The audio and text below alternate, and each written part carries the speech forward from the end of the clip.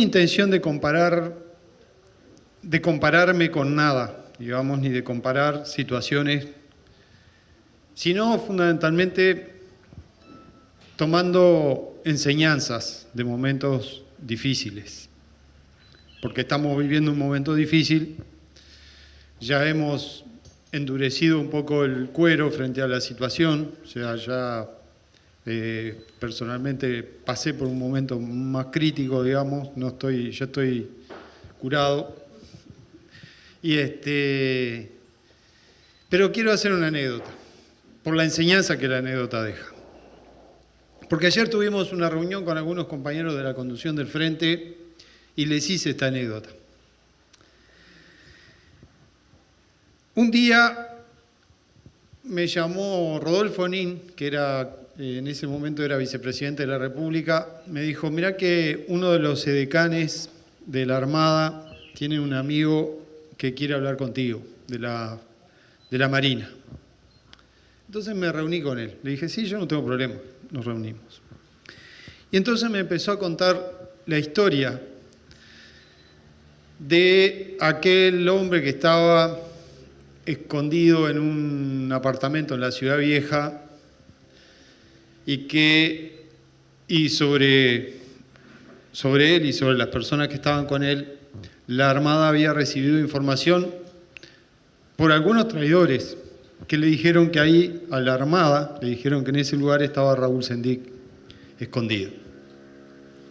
Una traición que vino de adentro mismo del propio movimiento.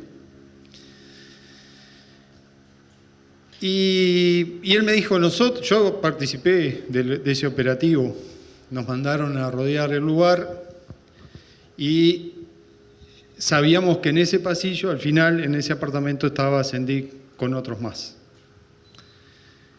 Entonces empezamos a tirar y a exigir que se entregara.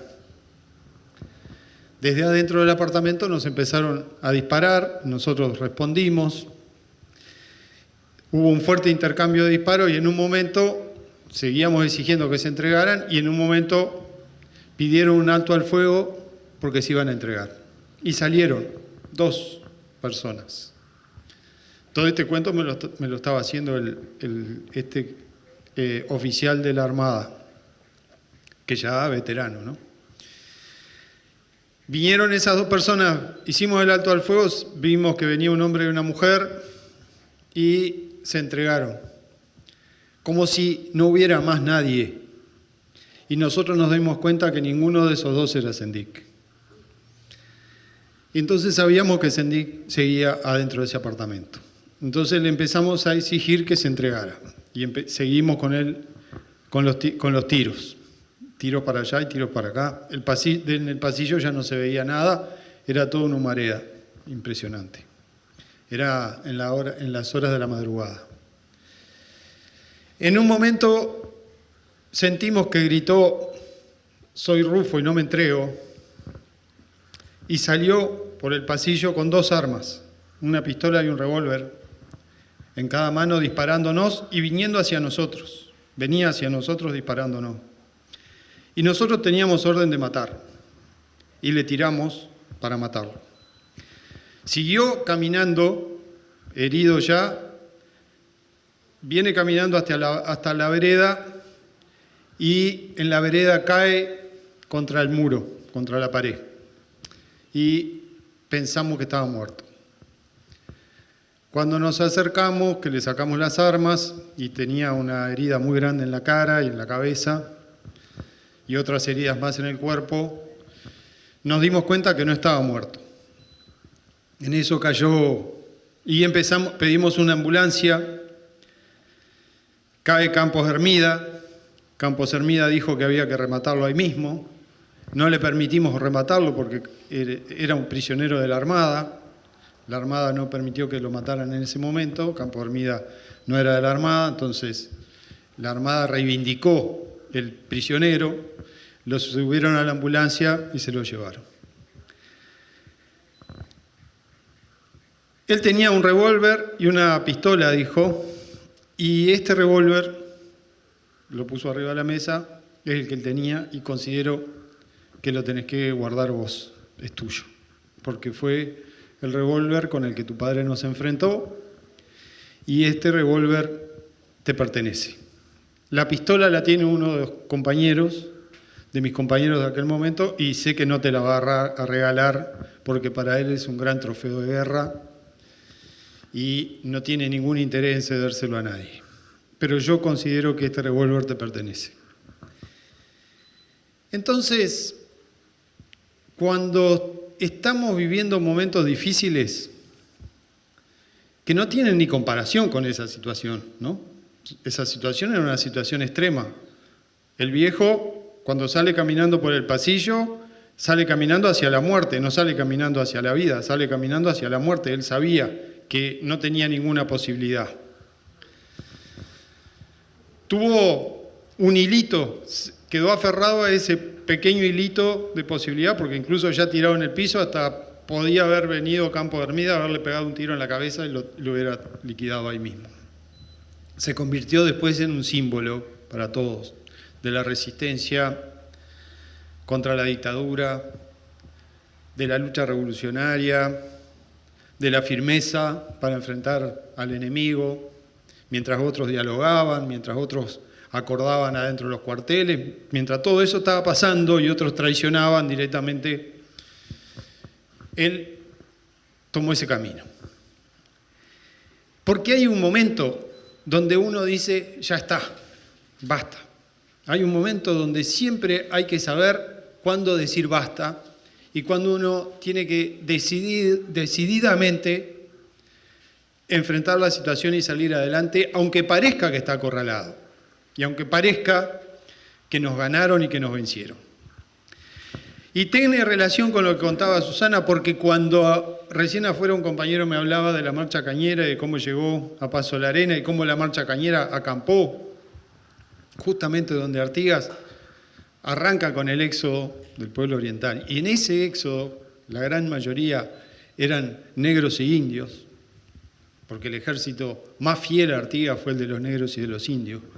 Porque los negros y los indios son todo lo que dijo Susana, y pasaron por todo lo que dijo Susana, pero fueron los grandes gestores de nuestra independencia. Esa es una realidad. Y aquello era una derrota también. Esa marcha, ese éxodo era una derrota, y Artigas fue un derrotado en su momento. ¿Cuántos años vivió Artigas mirando el desastre que estaban haciendo con su lucha, con sus ideas revolucionarias y con su lucha revolucionaria acá? Todos los tenientes de Artigas traidores a su jefe, todos traidores. Le pusieron precio a su cabeza. Rivera le puso precio a la cabeza de Artigas. Y todavía lo homenajeamos y tenemos calles con su nombre y monumentos con su nombre, pero fueron grandes traidores a esas ideas y al ideario artiguista y a la lucha artiguista. Y ninguno se preocupó de irlo a buscar, de reivindicarlo, de traerlo. Entonces, cuando estamos encarando un proceso de lucha, de transformación, de revolución, porque en definitiva todo esto tiene que ver con que le demos continuidad a aquel proceso, aquellas ideas de Artigas están lejos todavía. Hay que leer lo que son las instrucciones del año 3, el reglamento de tierra, para darnos cuenta de lo lejos que todavía estamos de cumplir el programa verdaderamente transformador y revolucionario. Increíblemente aquello que está escrito allá en 1813, 1815, sigue siendo un objetivo a alcanzar, está lejos de haber sido alcanzado. Entonces no podemos mirarnos para darnos lástima entre nosotros por todo lo que nos golpean y nos tiran. Tenemos que mirarnos para saber que no hay forma de hacerse fuerte, no hay forma de hacerse firme, no hay forma de aguantar, de tener convicción firme efectivamente y seguridad sobre las ideas, que no sea a través del enfrentamiento y de los golpes. No hay forma. Cuando estuve en La Habana conversando de todo esto con Raúl Castro, me dijo una cosa que no se me olvida más. Me dijo, sé lo que te está pasando y tenés que tener en cuenta que el buen combatiente, el buen boxeador no es el que no recibe golpes, es el que sabe mantenerse en pie. Entonces nosotros, no hay un grupo político más golpeado, por la derecha y por la izquierda. Ese grupo político, cada uno de ustedes golpeado por la derecha y por la izquierda, porque lamentablemente es así, ojalá fuera solo por la derecha, pero es por la derecha y por la izquierda, por nuestros queridos compañeros, vamos endureciendo nuestras convicciones y nos vamos haciendo cada día más firmes. A veces podemos parecer hasta porfiados. Yo les vuelvo a reiterar, ayer tuvimos una reunión, les volví a decir, miren, compañeros, no voy a renunciar. No voy a renunciar.